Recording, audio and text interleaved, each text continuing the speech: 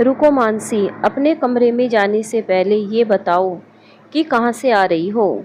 Hostel की warden ने मानसी से पूछा। जी, मैं जरा ताज़ी हवा में घूमने चली गई थी, मानसी बोली। इतनी रात गए तक घूमना सिर्फ घर की लड़कियों का काम नहीं है। तुम्हें पता है, तुम्हारी बड़ी बहन नताशा को कुछ पता चल गया तो कितना दुख होगा उनको। हॉस्टल के वार्डन ने कहा। जी, लेकिन अभी तो कोई रात नहीं हुई, केवल 7 ही बजे है।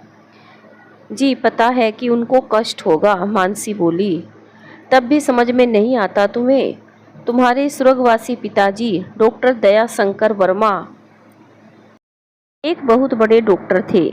तुम्हारे ऐसे करने से उनकी आत्मा को कितना कष्ट पहुंचता होगा, वार्डन बोली। ऐसा भी कौन सा गलत काम कर दिया मैंने? बस आइसक्रीम, चाट और गोलगप्पे खाने का मन हो आया तो चली गई बाहर। वैसे भी कॉलेज की मेस में इतना बेस्वाद खाना मिलता है कि जानवर भी ना खाए, मानसी बोली। तो क्या तुम खिड़की से कूद कर जाओगी? हॉस्टल की दीवार फांद कर जाओगी? वार्डन बोली। तो क्या करूं? शाम को 5 बजे के बाद तो इस हॉस्टल के दरवाजे बंद हो जाते हैं। अब ये कोई जादुई दरवाज़ा तो नहीं है, या फिर अली बाबा और 40 चोर की गुफा का दरवाज़ा तो है नहीं कि खुल जा सिमसिम और खुल गया। खुल जा सिमसिम कहने से खुल जाएगा, इसीलिए चली गई खिड़की से। तो भला इसमें कौन सा अपराध हो गया, मानसी बोली। एक तो गलती करती हो, ऊपर से जुबान लड़ाती हो, शर्म नहीं आती? वहाँ बड़ी बहन ने इतना रुपया खर्च करके तुम्हें लड़कियों वाले सबसे महंगे कॉलेज में पढ़ने के लिए भेजा।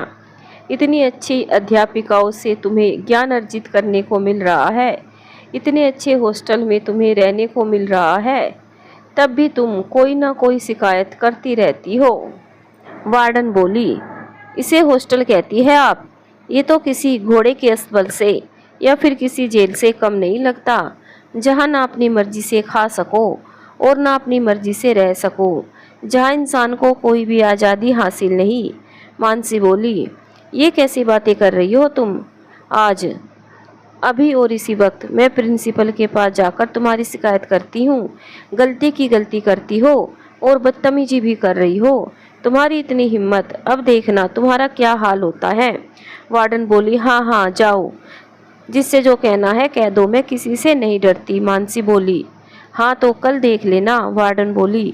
हाँ देख लूँगी, मानसी बोली। कल सब अकड़ निकल जाएगी। और इतना कहकर वार्डन चली गई। अब मानसी सोच में पड़ गई कि कल क्या होगा। उसे तो कल बहुत डांट पड़ने वाली है। और यही सोचते सोचते वो अपने कमरे में पहुंची और यही सोचते सोचते उसे नींद आ गई। सुबह हुई। सुबह सूरज की किरण कमरे की खिड़की से मानसी के बिस्तर तक पहुंची और उसके सुंदर से मुखड़े को ढक लिया। सूरज की किरण पड़ते ही मानसी ने जब आंखें खोली और अंगड़ाई लेते हुए करवट ली, तभी उसे याद आया कि कल रात क्या हुआ। वार्डन से कितनी डांट पड़ी थी उसे, और अब तक तो वार्डन ने मेरी सारी बातें प्रिंसिपल से कह दी होगी। अब तो मेरी खैर नहीं। डांट तो ठीक है, लेकिन प्रिंसिपल ऑफिस के दरवाजे से जब मेरे साथ पढ़ने वाली लड़कियां मुझे डांट खाते हुए सुनेगी तो कैसे खी खी करते हुए हंसेगी, और जब मैं बाहर आऊँगी तो वो सब मेरा कितना मजाक बनाएगी। कोई ये थोड़े ही मानेगी कि मैं बाहर आइसक्रीम और चाट गोलगप्पे खाने गई थी। सब तो यही कहेगी कि मैं किसी लड़के से मिलने गई थी। ये तो मेरी सामत आ गई। अब तो हॉस्टल से भाग जाने में ही भलाई है, मानसी ने सोचा। लेकिन भागकर जाऊंगी कहाँ? दीदी को पता चल गया तो फिर से हॉस्टल भेज देगी।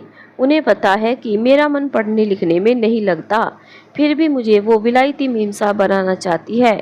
लेकिन अब करूँ तो क्या करूँ? ऐसा करती हूँ कि मैं मौसी के यहाँ चली जाऊँगी और दीदी को फ़ोन करके कह दूँगी कि मैं हॉस्टल से भाग आई हूँ।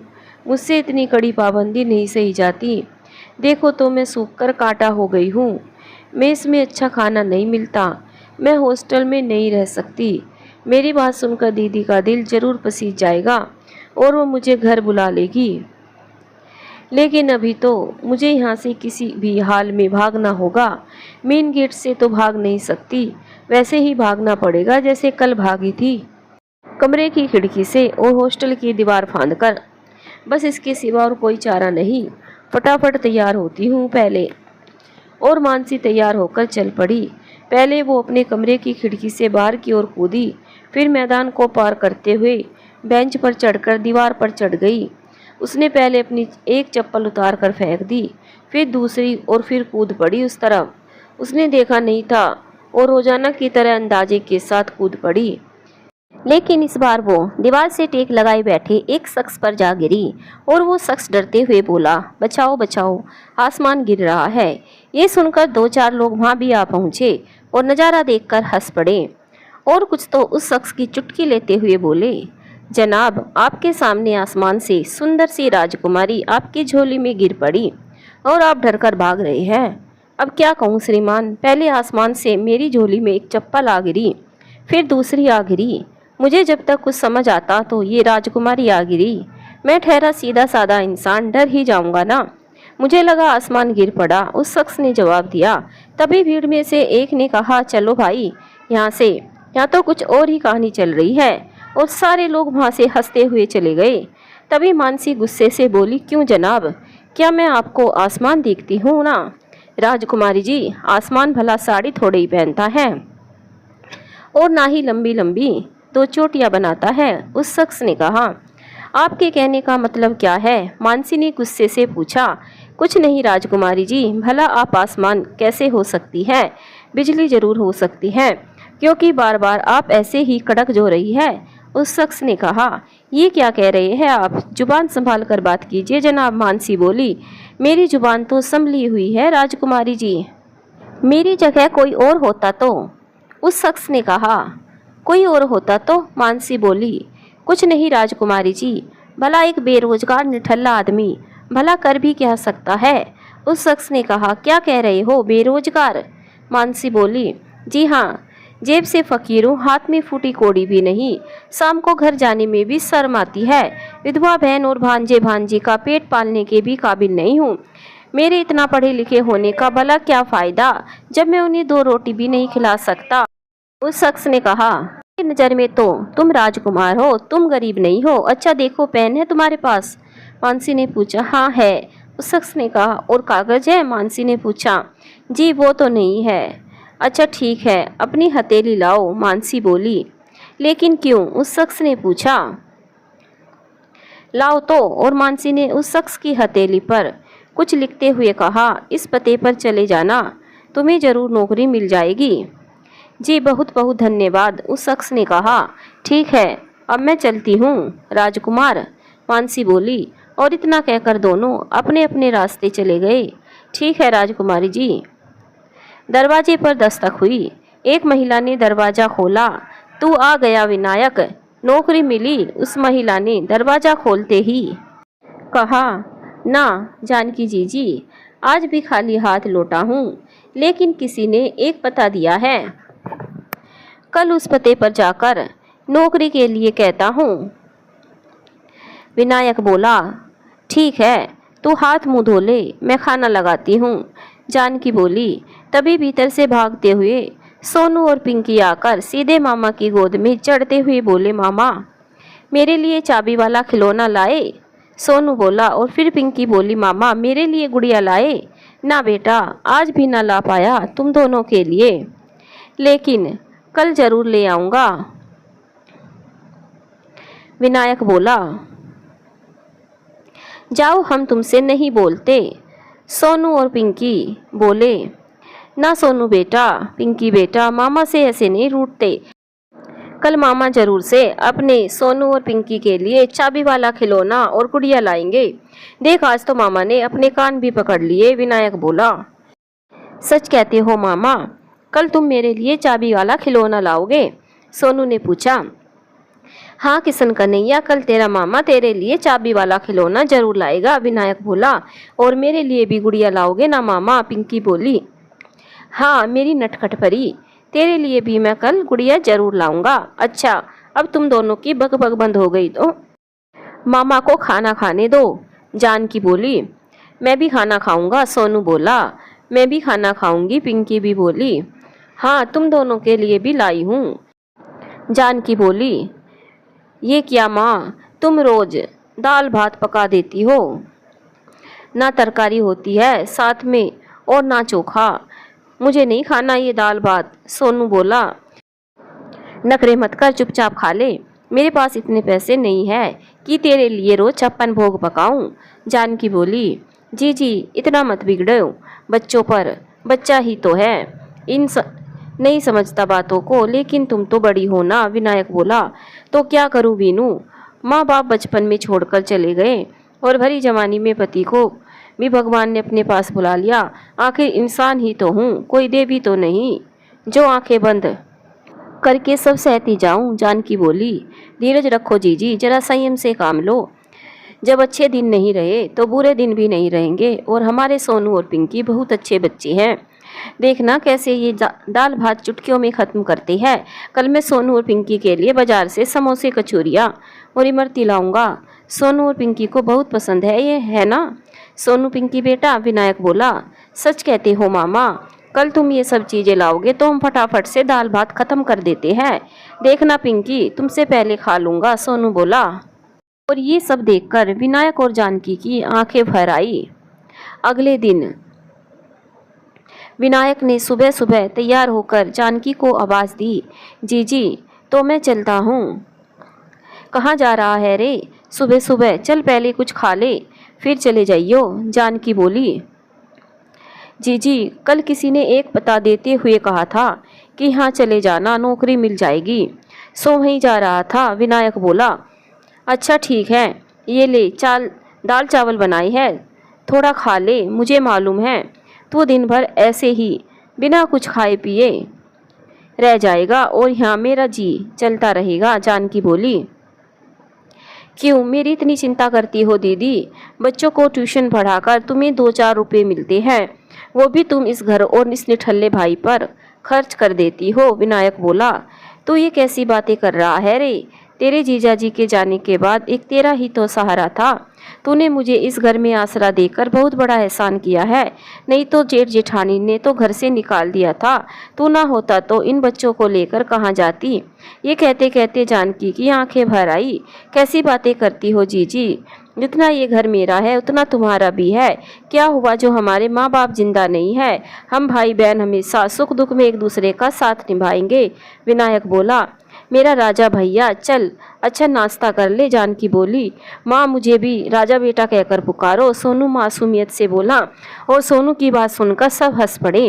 विनायक ने नाश्ता किया और नौकरी ढूंढने निकल गया। वो एक कपड़े की मिल का पता था जहाँ विनायक नौकरी ढूंढने गया था। वहाँ की मालकिन नताशा वर्मा थी। सभी उससे बहुत डरते थे। वो कर्मचारियों को जरा सी गलती पर घंटों भाषण दे देती थी। ऊपर से औरत जात तो कोई बहस भी ना करता था। ईमानदार और मेहनती कर्मचारियों का वो खास ख्याल रखती थी, लेकिन बेईमान और आलसी कर्मचारियों से उसे कुछ ज़्यादा ही चिढ़ थी। उनके पिताजी डॉक्टर दयाशंकर वर्मा आंखों के स्पेशलिस्ट थे। उनके पास बाप दादाओं का कपड़ों की मिल थी। वे शहर के नामी गिरामी रईसों में गिने जाते थे, पर उन्हें डॉक्टर बनने की इच्छा थी, इसलिए वे डॉक्टर बने। पत्नी का देहांत छोटी बेटी के जन्म के वक्त हो गया था। जैसे तैसे दोनों बेटियों को आया के सहारे पाल पोस कर बड़ा किया। बड़ी बेटी ने कॉलेज की पढ़ाई पूरी की थी कि दयाशंकर वर्मा को दिल का दौरा पड़ा और वो इस दुनिया को अलविदा कह गए। अब उनके कोई बेटा तो था नहीं, इसीलिए उनके वर्षों पुराने मुंशी जी ने नताशा वर्मा को सलाह दी कि अब से सारा कारोबार वो ही संभाल ले, और अगर कोई परेशानी आती है तो वो तो है ही उन्हें बताने के लिए, क्योंकि इस काम के लिए किसी रिश्तेदार पर भरोसा नहीं किया जा सकता। क्या पता धोखे से सब कुछ अपने नाम कर ले। उनके पिता के आगे मुंशी देवी प्रसाद सारे कारोबार को संभालते थे। समय समय पर दयाशंकर को अपडेट देते रहते थे। नताशा मुंशी जी की बात टाल न सकी और अपने कंधों पर उसने सारे कारोबार की जिम्मेदारी ले ली। लेकिन कारोबार और अपनी छोटी बहन मानसी को संभालते संभालते वो अपनी खुशियाँ भूल बैठी। जिस उम्र में लोग शादी करके अपने बच्चे संभालते हैं, वो इस उम्र में मिल और व्यापार संभाल रही है। कभी कभी उसको भी ये अकेलापन खलने लगता है, लेकिन क्या करे, हालातों के सामने मजबूर है। उसके एक डॉक्टर मित्र अशोक उसे पसंद करते हैं, उसे न जाने कब से अपने मन की बात बताने की कोशिश करते आए हैं, लेकिन नताशा के सख्त स्वभाव के आगे उनकी हिम्मत जवाब दे जाती है और उनकी सब आशी की धरी रह जाती है। डॉक्टर अशोक भी एक बहुत बड़े बिजनेसमैन करोड़ीमल के बेटे हैं। विलायत जाकर उन्होंने डॉक्टर की डिग्री हासिल की है। मरीज को देखते ही मर्ज पकड़ लेते हैं। बहुत ही उम्दा डॉक्टर है, लेकिन नताशा को कभी भी उनकी ये खूबियां नहीं देख पाती, सब नज़रअंदाज कर देती है। वही अशोक के छोटे भाई किशोर है, जो कि विलायत में अभी भी पढ़ रहे हैं। मानसी पर लट्टू रहते हैं और मानसी भी उन्हें लट्टू की तरह नचाती रहती है, लेकिन किशोर इतना ढीठ है कि मानसी की सौ गालियां खाकर भी उसके पीछे पीछे ही लगा रहता है। विनायक कपड़े की मिल पहुंचा ही था कि दरबान उसे गेट पर रोकते हुए कहा, कहाँ घुसे जाते हो भाई? भाई, नौकरी के लिए आया हूँ, विनायक बोला। कोई सिफारिश है या ऐसे ही मुंह उठाए चले जाते हो? गार्ड ने कहा।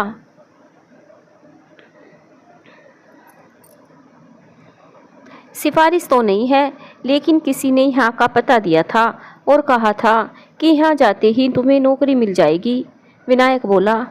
किसने दिया था पता? गार्ड ने पूछा। राजकुमारी ने, विनायक ने कहा। हा, राजकुमारी? कहाँ मिली तुम्हें ये राजकुमारी? गार्ड ने पूछा। जी, आसमान से टपकी थी, विनायक बोला। हा, आसमान से टपकी थी, गार्ड ने हंसते हुए कहा। हाँ भाई, आसमान से टपकी थी कसम से, विनायक बोला। भाई, दिन में भी पी रखी है क्या, जो ऐसी बहकी बहकी बातें कर रहे हो?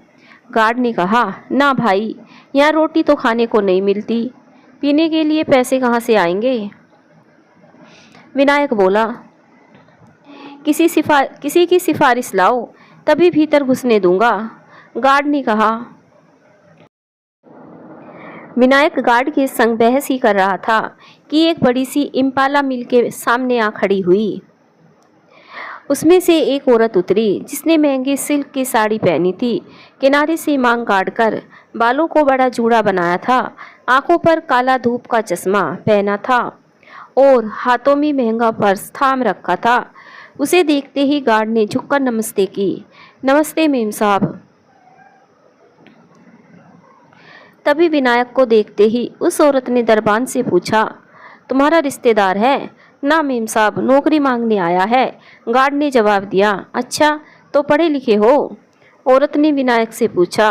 विनायक उस औरत का मुंह ताकते ही रह गया कि ये क्यों मुझसे सवाल पूछ रही है। तभी गार्ड बोला, जवाब काहे नहीं देते बाबू साहब, यही तो मिल की मालकिन है। माफ़ कीजिए, मुझे पता नहीं था, विनायक बोला। जी, मैंने पूछा पढ़े लिखे हैं? मालकिन ने विनायक से फिर पूछा। जी हाँ, साथ में पेंटिंग भी बहुत अच्छी करता हूँ, ये रही डिग्रियाँ और मेरी कला के नमूने, विनायक बोला। अच्छा ठीक है, मेरे ऑफिस में आकर मिलो। और इतना कहकर मालकिन भीतर चली गई। उसके जाने के बाद गार्ड विनायक से बोला, अब खड़े का हो, जाओ भीतर, यही तो है मालकिन, इनका नाम नताशा वर्मा है। तुमसे न जाने कैसे ऐसे बात कर ली, नहीं तो सीधे मुंह किसी से बात नहीं करती। अच्छा, बहुत सख्त स्वभाव की है क्या, विनायक ने गार्ड से पूछा। सख्त नहीं भैया, रूखा कहो, रूखा, बहुत ही खड़ूस है, गार्ड बोला। अच्छा, इन्हीं की नौकरी करते हो और इन्हीं की बुराई करते हो, शिकायत करूँ क्या भीतर जाकर, विनायक बोला। ना भैया, रोजी रोटी का सवाल है, छोटे छोटे बच्चा है, भूखन मर जाए, गार्ड बोला। अच्छा ठीक है, चिंता ना करो, मैं कुछ नहीं कहूँगा, विनायक बोला। भगवान तुम्हारा भला करे, अब तुम जल्दी से भीतर जाओ, देर ना ही करो, गार्ड बोला। ठीक है भाई, विनायक ने कहा। और कुछ ही देर में विनायक ऑफिस पहुंचा। उसने ऑफिस के दरवाजे पर धीरे से दस्तक दी। भीतर से आवाज़ आई, भीतर आ जाइए। विनायक ने भीतर जाकर मालकिन से शिष्टतापूर्वक नमस्ते की। मालकिन कुर्सी की ओर इशारा करते हुए बोली, बैठिए। जी धन्यवाद, विनायक बोला। लाइए, जरा अपनी डिग्रियां और चित्रकारी के नमूने दिखाइए। मालकिन बोली। जी ये लीजिए, विनायक बोला। मिल की मालकिन ने सभी डिग्रियां और नमूने देखते हुए कहा, प्रथम श्रेणी में सभी डिग्रियां है, काफ़ी होशियार लगते हैं आप, और चित्रकारी भी बड़ी उम्दा है, मुझे पसंद आई। लेकिन आपको नौकरी में रखने से पहले मुझे एक बार मुंशी जी से सलाह लेनी होगी। मैं उन्हें यहीं बुलाई लेती हूँ, वो ये डिग्रियां और नमूने देखकर तसल्ली कर ले, फिर मुझे कोई परेशानी ना होगी। मालकिन बोली, जी मुझे कोई ऐतराज़ नहीं है। विनायक बोला, ठीक है, तो मैं अभी उनके केबिन में फ़ोन करके उन्हें बुला लेती हूँ। मालकिन ने इतना कहकर फ़ोन उठाया और बोली, चाचा जी ज़रा आप मेरे ऑफिस में आने का कष्ट करेंगे, आपसे कुछ राय लेनी है। हाँ अभी आता हूँ नताशा बिटिया। फ़ोन के उस तरफ से मुंशी जी बोले, बहुत धन्यवाद चाचा जी, तो आप आइए, मैं आपका इंतज़ार करती हूँ। और इतना कहकर मालकिन ने फ़ोन रख दिया। कुछ ही देर में मुंशी जी मालकिन के कमरे में आए और आकर पूछा, क्या बात है नताशा बिटिया? चाचा जी ये विनायक है, इन्हें नौकरी की ज़रूरत है। मैंने तो इनकी डिग्रियां और चित्रकारी के नमूने देख लिए हैं, ज़रा आप भी देख लेते तो मुझे तसल्ली हो जाती और इन्हें नौकरी मिल जाती। मालकिन बोली, लाओ बिटिया ज़रा मैं भी तो देखूं। मुंशी जी बोले, ये लीजिए। नताशा बोली, और मुंशी जी ने डिग्रियां और नमूने हाथ में लिए और देखने लगे। कुछ देर देखने के बाद बोले, बिटिया बहुत ही उम्दा है, इन साहब को नौकरी पर रख लिया जाए। बहुत अच्छा चाचा जी, नताशा बोली, तो मैं चलता हूँ। और मुंशी जी इतना कहकर चले गए।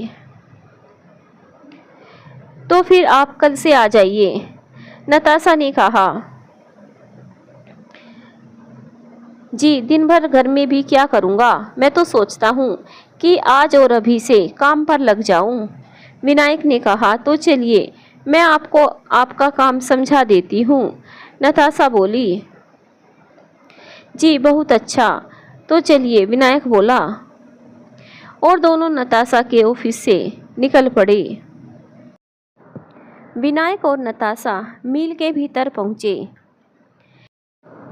मिल में काम जारी था, सभी कर्मचारी अपने अपने काम में लगे हुए थे।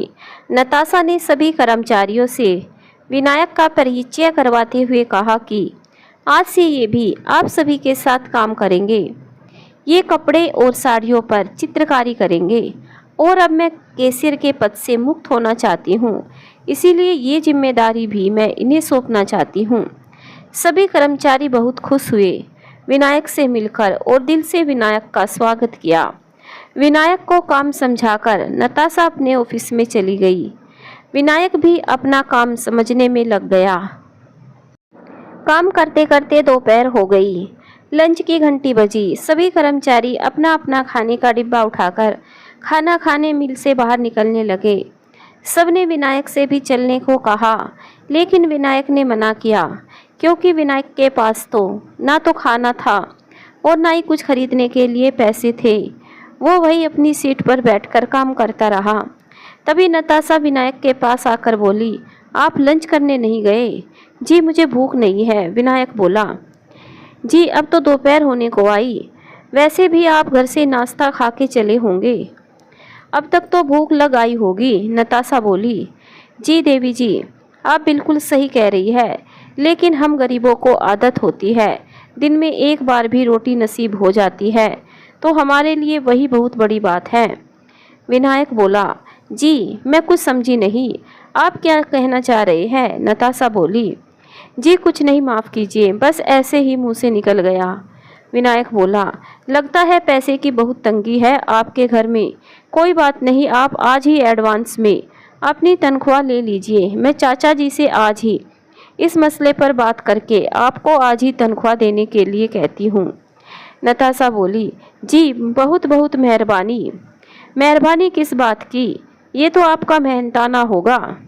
जी वो तो सही है, लेकिन मेरा काम देखे बिना ही मेहनताना लेना मुझे ज़रा ठीक नहीं लगता। जी मेरा तो ये मानना है कि जब इंसान दुनिया भर की चिंताओं से मुक्त होगा तभी तो काम पर ध्यान दे पाएगा, और जब काम पर ध्यान दे पाएगा तभी तो हमारी मिल की तरक्की हो पाएगी। इसीलिए आज से आप घर गृहस्थी की और परिवार के सदस्यों की चिंता छोड़कर केवल अपने काम पर ध्यान दीजिए। ये सब चिंताएं आप मुझ पर छोड़ दीजिए, नताशा बोली। जी बहुत अच्छा, बहुत बहुत शुक्रिया, विनायक बोला। तो फिर चलिए मेरे कैबिन में चलकर आज का लंच आप मेरे संग कीजिए, मुझे बहुत खुशी होगी। जी इतना मान देने के लिए बहुत बहुत धन्यवाद। ये बार बार धन्यवाद और शुक्रिया कहकर आप तो घड़ी घड़ी मुझे शर्मिंदा करते हैं मिस्टर विनायक, नताशा बोली। अच्छा ठीक है, अब से ना कहूँगा।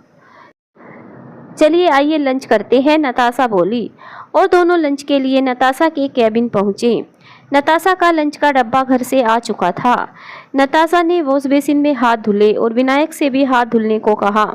नताशा ने 2 प्लेट निकाली, डिब्बा खोला और खाना परोसते हुए विनायक से बोली, मैं बहुत ही सादा खाना खाती हूँ, शायद आपको पसंद ना आए। ये रही मूंग की दाल, आलू मेथी की तरकारी, टमाटर का सलाद, दही और रोटी। इतना कहते ही नताशा ने विनायक की ओर परोसी हुई प्लेट बढ़ा दी। जी मेरे लिए इतना ही काफ़ी है कि कोई इतने सम्मान के साथ मुझे खाना परोस कर दे रहा है। अच्छा मिस्टर विनायक, आप इतनी सज्जनता के साथ केवल मुझसे ही पेश आ रहे हैं कि सबके साथ ऐसे ही पेश आते हैं? कहीं इसीलिए तो नहीं कि मैं आपकी मालकिन हूँ? ये सुनकर विनायक हंसते हुए बोला, वैसे मैं सबसे ही ठीक से बात करता हूँ, लेकिन आपसे और भी सलीके से बात कर रहा हूँ क्योंकि आप मेरी मालकिन हैं और ये बात वाकई सच है, विनायक बोला। जी आपकी बेबाकी मुझे पसंद आई। दोनों खाना खा ही रहे थे कि तभी फ़ोन की घंटी बजी और नताशा ने फ़ोन उठाया। फ़ोन उठाते ही नताशा ने किसी को डांटना शुरू कर दिया। शायद नताशा की छोटी बहन मानसी का फ़ोन था। हेलो मनु, तू कहाँ है इस समय तू? नताशा ने पूछा। मैं मौसी के घर पर हूँ दीदी, मानसी बोली। अच्छा मौसी जी के घर पर, तू वहाँ कैसे पहुँची? नताशा ने पूछा। दीदी मैं हॉस्टल से भाग आई, मानसी बोली। क्या कहा, तू हॉस्टल से भाग आई? नताशा बोली। हाँ दीदी, और क्या करती भला? कल ही तेरी प्रिंसिपल का फ़ोन आया था, उन्होंने कहा कि तूने वार्डन से बहुत बदतमीजी से बात की, उनसे पूछे बिना खिड़की से कूदकर बाहर चाट गोलगप्पे खाने चली गई। नताशा बोली। दीदी मेस का खाना बिल्कुल भी अच्छा नहीं है, मानसी बोली। मुझे कुछ नहीं सुनना, तू पहले मेरी बात सुन, नताशा बोली। दीदी मेरा पढ़ाई लिखाई में जी नहीं लगता, मैं पढ़ाई छोड़ना चाहती हूँ, मुझे हॉस्टल में नहीं रहना। क्या कहा तूने? पढ़ाई छोड़ देगी, फिर कभी हॉस्टल ना जाएगी? मनु तुझे हॉस्टल जाना होगा, मैं अभी थोड़ी देर में मौसी के घर आती हूँ तुझे लेने। और इतना कहकर नताशा ने फ़ोन रख दिया। जी क्या हुआ, आप इतनी परेशान क्यों हो गई देवी जी? विनायक ने पूछा। जी कुछ नहीं, मेरी छोटी बहन का फ़ोन था, नाक में दम कर रखा है, कुछ समझती ही नहीं, आए दिन कोई ना कोई परेशानी खड़ी करती रहती है। मैं अभी खाना खाकर निकलूंगी, उसे मौसी जी के घर से लाना होगा। हॉस्टल से भागकर मौसी जी के घर जा बैठी है। मैं आपकी तनख्वाह के लिए भी कहती जाती हूँ, हो सकता है कि मुझे देर हो जाए और मैं वापस मिल ना आ पाऊँ, नताशा बोली। तो क्या आपकी छोटी बहन हॉस्टल में रहती है? विनायक ने पूछा। जी लेकिन वो पढ़ना ही नहीं चाहती, आए दिन हॉस्टल से भाग जाती है, नताशा बोली। आपने कभी उनकी परेशानी पूछने की जरूरत नहीं समझी? हो सकता है वहाँ उन्हें कोई परेशानी हो। जी सब उसके नाटक है ना पढ़ने के लिए, इसीलिए रोज ना रोज कोई मुसीबत खड़ी करती ही रहती है। जी तो फिर आपको तो जल्दी जाना चाहिए, विनायक बोला। जी बस निकलती हूँ, मेरा लंच तो हो गया, आप कुछ और लेंगे? नताशा ने विनायक से पूछा। जी नहीं, मैं कुछ और नहीं लूँगा, मेरा लंच भी हो गया, विनायक बोला। और नताशा ने घर से खाना लेकर आई बाहर बैठे नौकर को आवाज दी। बहादुर बहादुर ये खाने का डब्बा उठा लो और प्लेट्स भी साफ करके रख दो। जी दीदी अभी सब साफ करता हूँ, बहादुर बोला। ठीक है तो मिस्टर विनायक मैं निकलती हूँ, आपकी तनख्वाह आपको घर जाते वक्त मिल जाएगी। जी बहुत अच्छा। और इतना कहकर विनायक भी अपना काम करने चला गया। शाम को छुट्टी हुई और मुंशी जी विनायक की तनख्वाह उसके हाथ पर रखते हुए बोले, लीजिए विनायक बाबू आपकी एडवांस तनख्वाह, नताशा बिटिया मुझसे कहकर गई थी इसीलिए मैं देने चला आया। जी बहुत बहुत शुक्रिया मुंशी जी, आप नहीं समझ सकते कि आज मेरे लिए कितनी बड़ी खुशी का दिन है। नमस्ते जी, मैं अब चलता हूँ, विनायक बोला। और इतना कहकर विनायक खुशी खुशी मिल से बाहर आया और उसने बाजार के रास्ते का रुख किया। उसने बाजार से सबसे पहले सोनू और पिंकी के लिए चाबी वाला खिलौना और गुड़िया खरीदी। जानकी की साड़ी, सोनू और पिंकी के लिए कपड़े भी खरीदे। फिर कुछ मिठाइयाँ, समोसे, कचौरियाँ खरीद कर, रसोई के लिए कुछ राशन और सब्जियाँ खरीद कर वो घर पहुंचा। दरवाजे पर दस्तक दी। दरवाजा खुलते ही विनायक के हाथ में इतना सामान देखकर जानकी खुशी के मारे फूली ना समाई। नौकरी मिल गई तुझे? जानकी ने खुशी से पूछा। हाँ जीजी, नौकरी मिल गई। देखो मैं आज क्या क्या लेकर आया हूँ, विनायक बोला।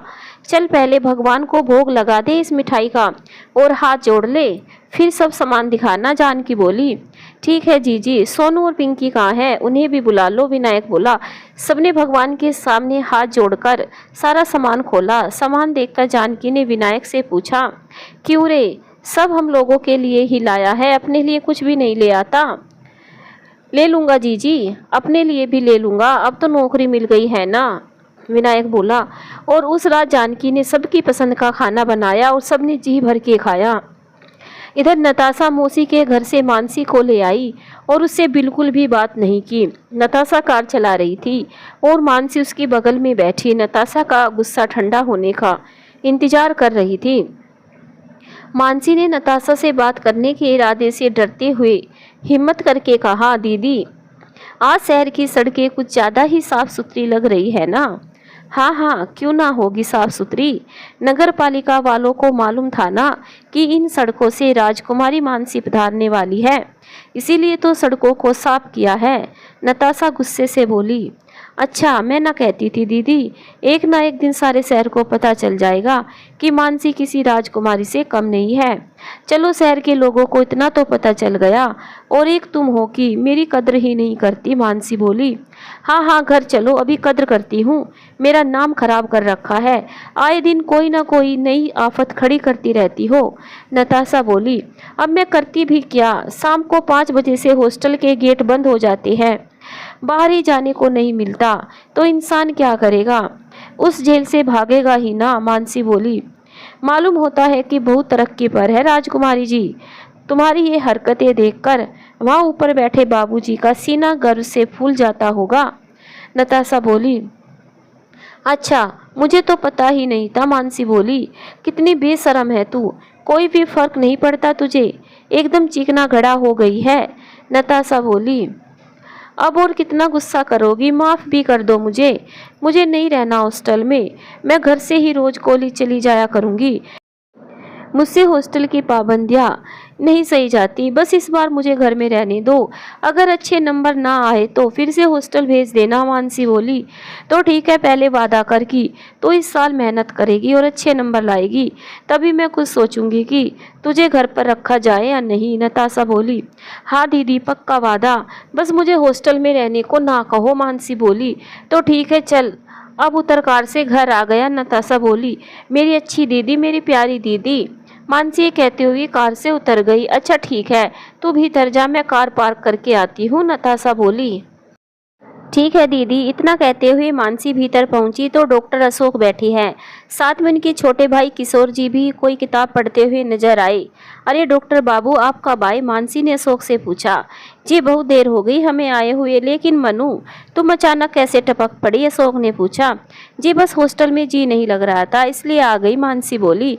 अरे किशोर कल रात ही विलायत से लौटा था तो मिलाने ले आया, सोचा कि नताशा के संग थिएटर देखने जाएंगे, बहुत ही अच्छा शो चल रहा है, लेकिन अब तुम आ गई हो तो किशोर को साथ मिल जाएगा, अशोक बोला। जी मेरे पास तो इतना समय नहीं है, और वैसे भी किशोर बाबू विलायत रिटर्न है, हम लोगों को उनके जैसा सलीका कहाँ आता है, मानसी बोली। अब आपस में बातें कर ही रहे थे कि नताशा आ गई। अरे डॉक्टर साहब, आप चाय वाय पी कि नहीं, नताशा ने पूछा। जी बहादुर ने चाय नाश्ता करा दिया है, हम तो थिएटर जाने के लिए आए थे, अशोक बोला। जी आज तो ना जा पाऊंगी, आज कुछ ज़्यादा ही थक गई हूँ, नताशा बोली।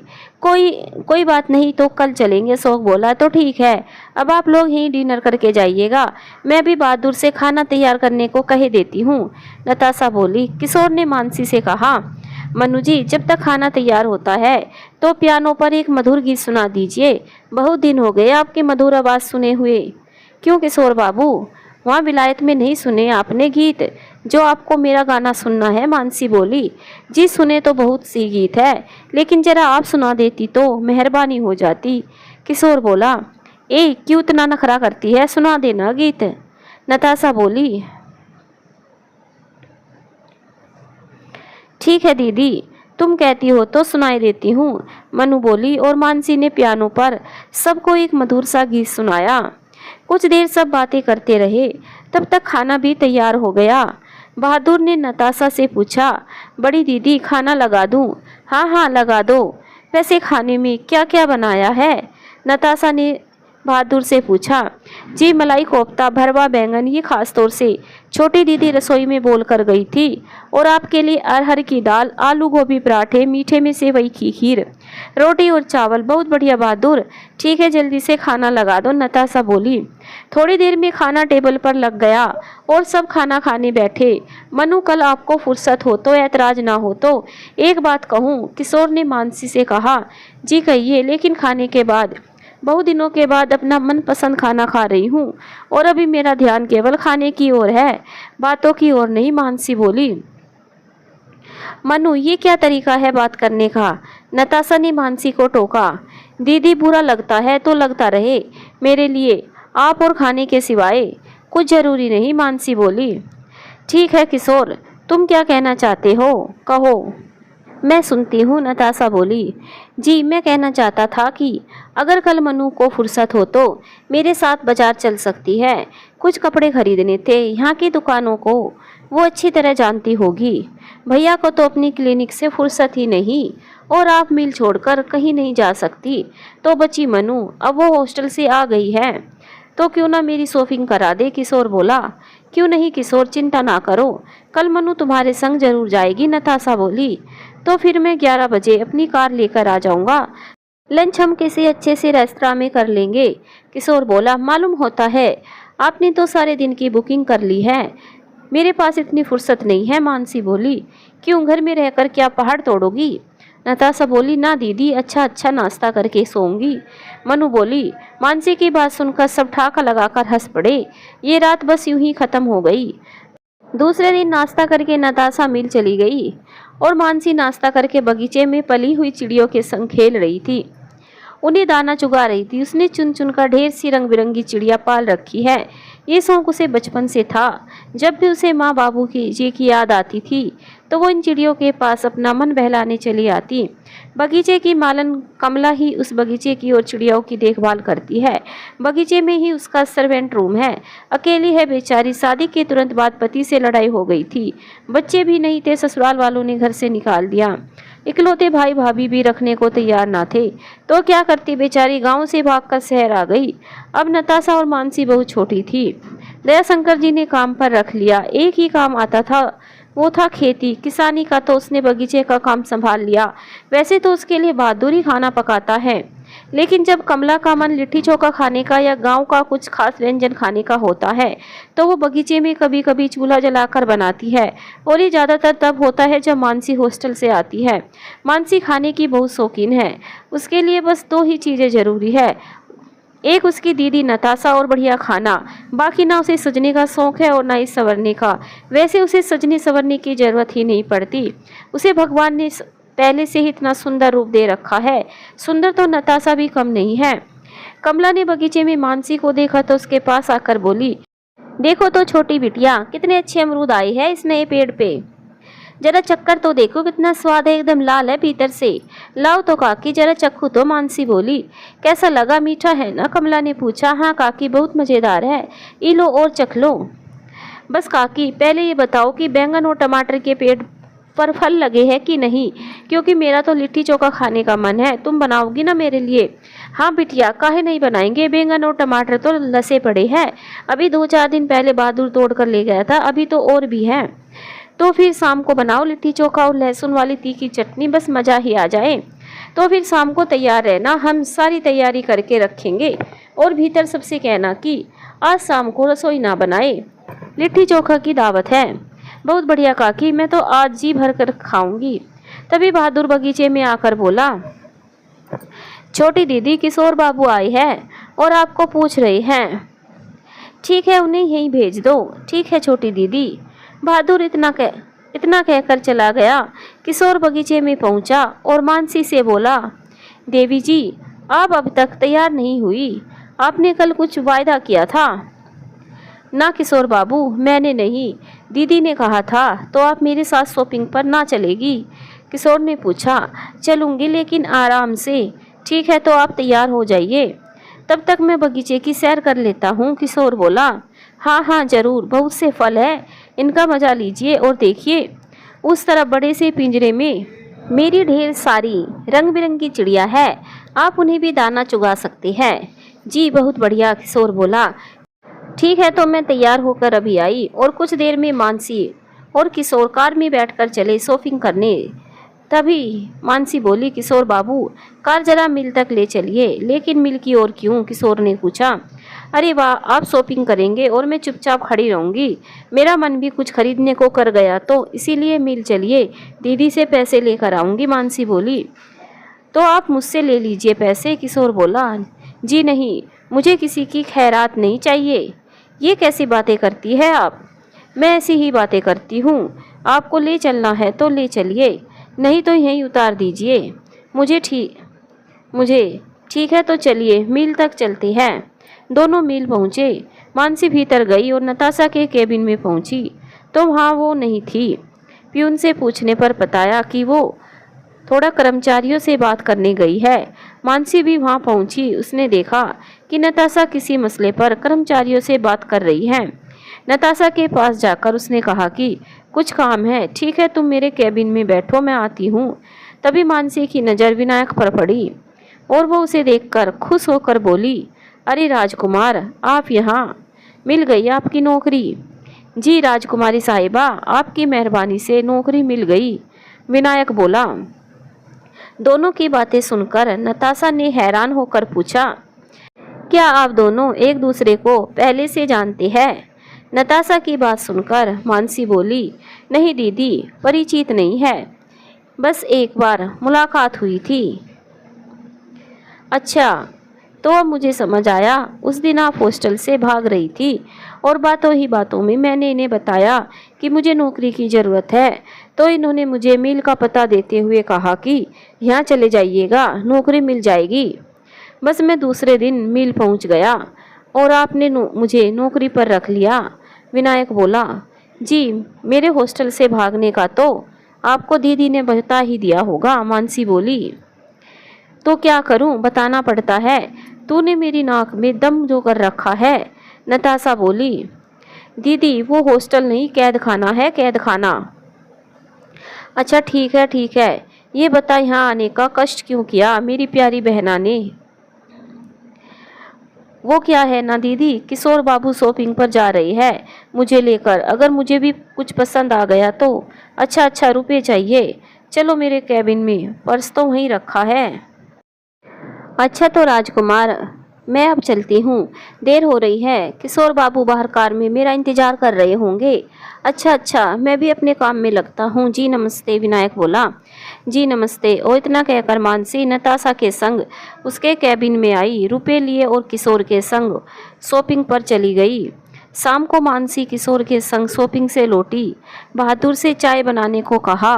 किशोर बोला, तो मैं भी अब चलता हूँ। ऐसे कैसे किशोर बाबू, आज तो बगीचे में लिट्टी चोखे की दावत है।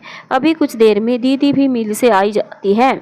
ऐसा कीजिए, आप डॉक्टर बाबू को भी फ़ोन करके बुला लीजिए, आज तो बहुत मज़ा आने वाला है। मानसी बोली। लिट्टी चोखा, ये क्या होता है भाई? मैं भी तो सुनूं, ये क्या भला है? किशोर ने पूछा। तब तो आप दुनिया के सबसे बेहतरीन स्वाद से महरूम हैं। आपने तो जन्नत का सबसे बड़ा सुख जाना ही नहीं। अगर आपने आज तक लिट्टी चोखा नहीं खाया तो आपको इंसान किसने बनाया? लानत है आपकी इंसानियत पर, जो आपने आज तक लिट्टी चोखे की शक्ल नहीं देखी। ये क्या हो रहा है? किस बेचारी की सामत आई है जो उसे इतनी बातें सुनाई जा रही हैं? नताशा ने मानसी की बातें दरवाजे से सुनते ही पूछा। जी, वो गरीब लाचार निहात बदकिस्मत मैं हूँ नताशा जी, किशोर चिढ़ते हुए बोला। अरे किशोर, इसकी बात का बुरा मानते हो? भला इसे कोई शऊर है बात करने का? नताशा बोली। जी, लेकिन क्या मैं इतना गया गुजरा हूँ जो मुझे इतना सुनाया जाए? किशोर ने पूछा। जी किशोर बाबू, आप इसी लायक है। आप कितने भी विलायत रिटर्न क्यों ना हो, वहाँ के बटर ब्रेड से के स्वाद से तो आप बखूबी वाकिफ होंगे, लेकिन मालूम होता है कि आपको यहाँ के खाने में कोई दिलचस्पी नहीं है, तभी आप ऐसी बातें क्या करती है? मानसी बोली। वैसे मानसी जी, आपको नहीं लग रहा कि जरा सी बात पर मुझे आप कुछ ज़्यादा ही सुना रही है? किशोर बोला। गुस्ताखी माफ किशोर बाबू, लेकिन आप इसी लायक है। मानसी बोली। तो फिर मैं घर जाता हूँ, आप ही भाई साहब को फ़ोन करके बुला लीजिए। किशोर बोला। किशोर ठहरो, ये तो पागल है, मैं तो कह रही हूँ रुकने के लिए। और मैं ही डॉक्टर साहब को भी फ़ोन किए देती हूँ, वो आ जाएंगे। नताशा बोली। जी आप कहती है इसलिए रुक रहा हूँ।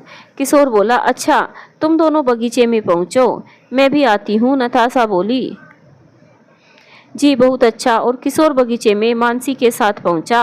अब अंधेरा भी हो गया था, इसीलिए बगीचे में लगे सभी लैंप पोस्ट को जला दिया गया था ताकि ठीक से उजाला रहे। कमला के कमरे में के पास ही एक अच्छा सा अलाव लगाया गया था लिट्टी सेकने के लिए। दिन भर कमला इसी की तैयारी में लगी थी। उसने अपने कमरे में सिलबट्टे पर 2-3 तरह की चटनी पीसी थी, तीखी हरी चटनी, सरसों के दानों की चटनी और लहसुन वाली चटनी। कमला और बहादुर अपने अपने काम में लगे हुए थे। कमला चोखा तैयार कर चुकी थी और लिट्टी पे सत्तू का मसाला भर भर के लिट्टियाँ आग पर डालती जा रही थी और बहादुर उन्हें सेक रहा था। मानसी ने ये देखा तो वो भी काम पर लग गई। कुछ देर में नताशा और डॉक्टर बाबू भी बगीचे में पहुंच गए और सब मिलकर लिट्टी चोखे का आनंद उठाने लगे। लेकिन किशोर बाबू को लिट्टी चोखा हाथों से खाने में थोड़ी परेशानी हो रही थी। वैसे उन्हें भी लिट्टी चोखा भा गया था। उन्होंने कहा कि अगली बार जल्द ही इसका दोबारा कार्यक्रम रखा जाए। अब मानसी को बहुत आसानी हो गई थी।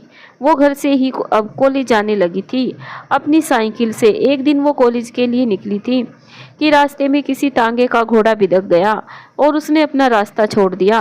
तांगे वाले ने बहुत मशक्कत की, लेकिन घोड़ा काबू में न आया। सामने से मानसी अपनी साइकिल पर आ रही थी। तांगे की टक्कर लगी। सड़क के कच्चे रास्ते पर तांगा उतर गया और मानसी सड़क पर ही साइकिल सहित गिर पड़ी।